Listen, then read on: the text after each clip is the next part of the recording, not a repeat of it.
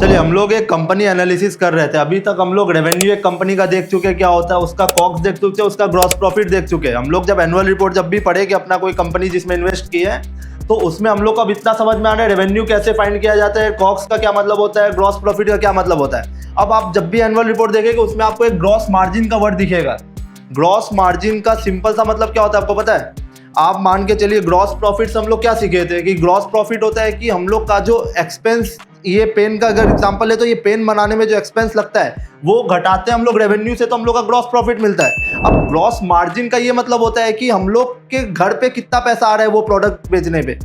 आप मान के चलिए कि हम लोग कोई और एक्सपेंस अभी तक कोई अदर एक्सपेंस हम लोग नहीं कैलकुलेट किए हैं। हम लोग को बस ये पेन जो बना है उसको बेचने के बाद मार्केट हम लोग कितना घर लेके जा रहे हैं, ये सिंपल सा मतलब होता है ग्रॉस मार्जिन है। ग्रॉस मार्जिन का फॉर्मूला सिंपल था, ग्रॉस प्रॉफिट बाय रेवेन्यू कर दो इनटू 100, तो परसेंट पे आपका निकल जाएगा इतना पैसा हम घर लेके जाएंगे एक प्रोडक्ट बेचने पे। सिंपल।